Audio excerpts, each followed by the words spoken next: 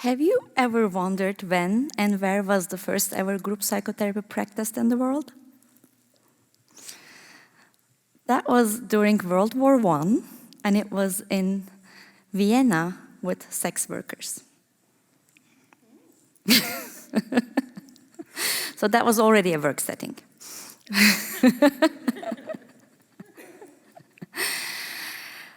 Up and back in that time, a young medical doctor, Jacob Moreno, thought these sex workers were oppressed, facing so many injustices, and lacking social support, and so many insecurities in terms of their health determinants. Therefore, he thought, how about me bring them together, circle them up, and let them to help each other with their weaknesses, with their strengths, so that they can leverage each other in a playful way. And his ideas stemmed from his observations from the kids of Vienna playing in the parks freely, even during a war zone, right? Those kids who were able to play in the park were able to create their own surplus reality. They were dreaming another reality. They were creating, they were imagining another world for themselves by playing it out, by role-playing in circles, taking turns, turning their pain points into gain points, right? So maybe that was only an empty chair left on the side of the street, or maybe it's a broken bench in the other corner of the park. They were placing a god to that chair and ask for peace. Or maybe they were creating a palace and talk with the king and give some strategy to the king about how to end the war. So those kids were able to heal themselves through role-playing, through imagination, through some purposeful play. And Dr. Moreno's another attempt to utilize these principles were in a refugee camp, again, during World War I. And in that refugee camp, he realized that there was so much chaos going on. These people experiencing a collective trauma, lacking control in their lives. Whatever they were doing was so much under control and rigidity in such a camp.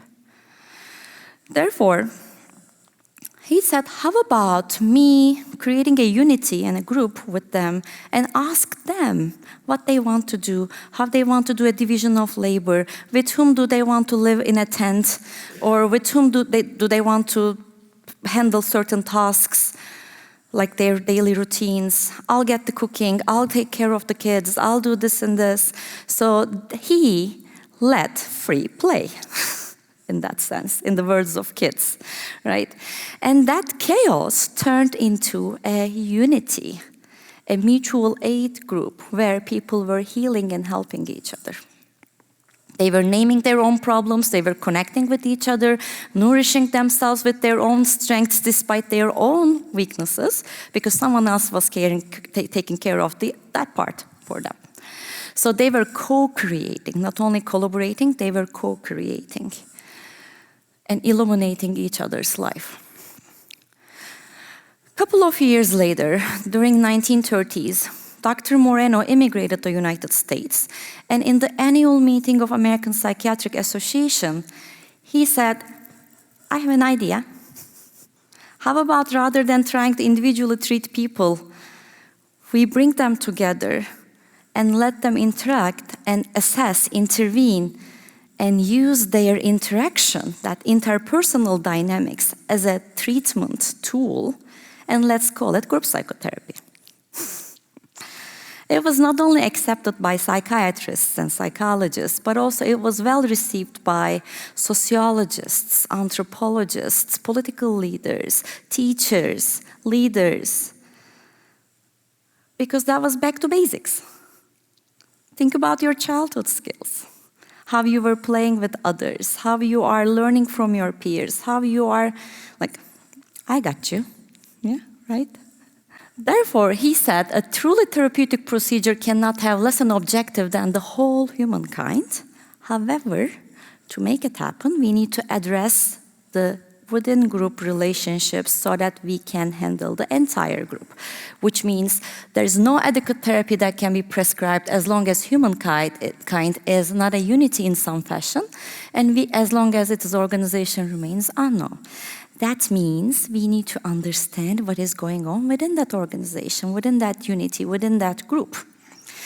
By saying group in any forms, because all the harm and all the healing can happen in groups. For example, in work, an average adult spends almost half of their adult life in work, right? So when I'm teaching my organizational behavior course in the MBA program, I emphasize this a lot to my students because I want them to understand that every role they play becomes a part of their personality. Group as a whole approach also applies to their personality organization. Their personality is more than the sum of the traits they have or personality characteristics they have. Likewise, an organizational culture is the personality of that company, right? How they are relating with each other. So it's more than the sum of employees coming together. That's their interaction. The roles do not emerge from the self, but the self emerges from the roles we play. If we have new roles, if we try out new roles, our personality, our culture, our nation, our products, our services, they can change. So here is an example about their social atom in the beginning of the semester. I asked them to tell me who they are. So simply, they toss their names. These are the things in the middle of those circles.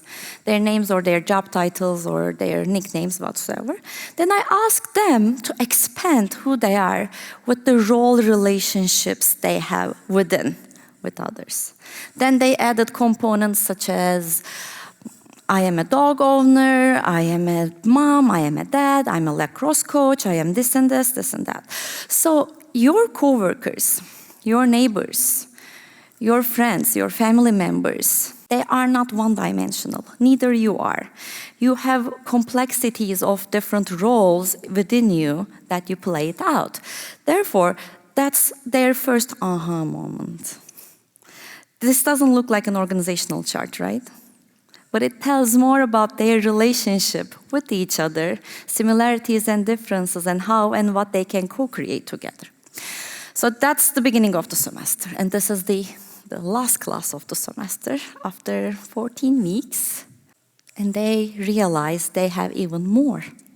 The parts of themselves who is a perfectionist, the part of themselves who likes fun and leisure, the part of themselves that apparently looks opposite but can coexist. Therefore, group has everything within that its members need. We don't need to fight over who is right, who is wrong, but our differences, our diversity brings that resourcefulness, both to your person as an organization, or both to the organization that you work at as a culture. This calls another topic that we call as trauma-informed approaches. This is from CDC, this is not me, this is from CDC, how trauma is an inherent part of our lives, that we feel stuck, that we don't feel well. The spectrum between well-being to ill-being, it doesn't come one day, right? It doesn't come in on all of a sudden. So we need to design it. We need to properly make it happen. How? When I go over those principles, I'm sure you will realize how well they align with group principles, group psychotherapy principles. What was happening with the kids, with the sex workers, with the refugees, or wherever else.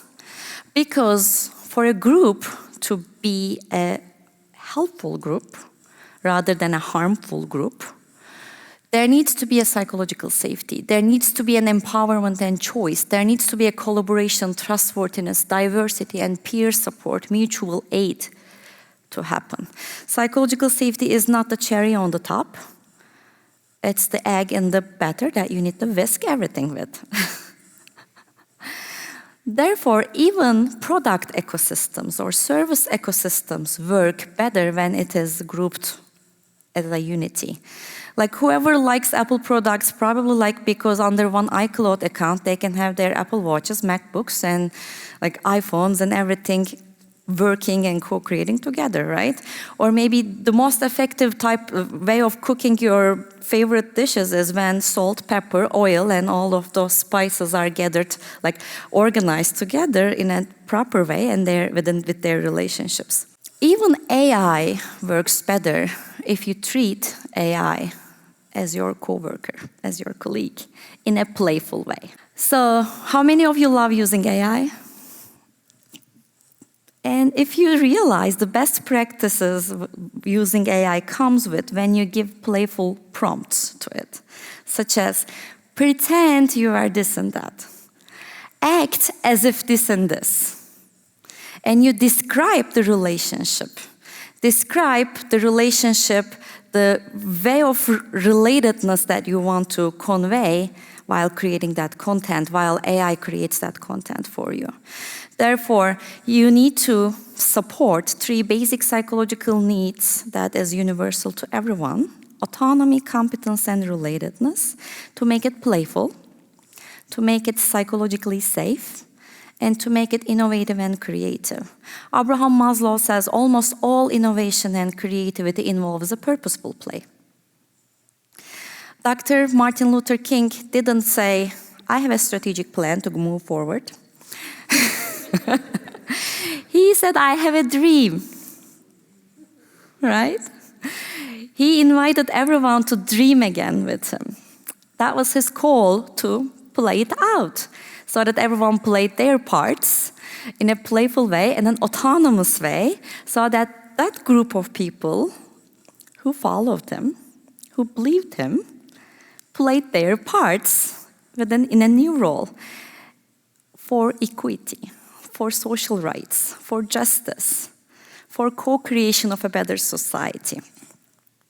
So I asked AI to create a couple of visuals for us. They are far from perfect, but if I want to move forward, I can play it around, right?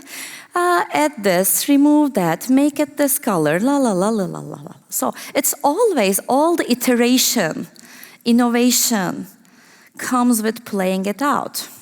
Let's sum up all the dots, all the points that I am conveying here. We best learn when we are playing together. And the best play is in groups. However, for a play to be a safe play, we need our basic psychological needs to be met. Otherwise, even kids lose their intrinsic motivation to play. If the play becomes too rigid, too given, too structured, they're like, meh, I don't want to play it. Right? Because they don't feel cared for. They don't feel autonomous, even though they are competent to do so. Therefore, for a best play to happen in groups, we need an arc, and that arc is our basic psychological needs of autonomy, relatedness, and competence. As a therapist, I know that not everything is therapy, but anything can be therapeutic if we design it accordingly. Think about the empty chair I showed in the first place, and now you have 2 options to play in your minds. Place your childhood version to an empty chair if you want.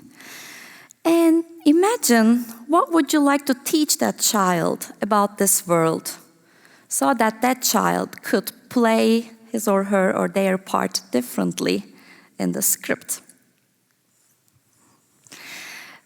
The other alternative game that you can play is maybe take as much as empty chairs you want and make it this as your imaginary advisory board. Who would you like to make to sit in those chairs? Einstein, who said play is the ultimate form of research, right? Is it Elon Musk? Do you want to pick the brain of Susan B. Anthony? Who is that? Maybe it's your role model cousin. Whoever that you want to put in those chairs, role play it in your mind, and who knows what you will hear from them in your imagination. I invite you to play again with groups. Thank you.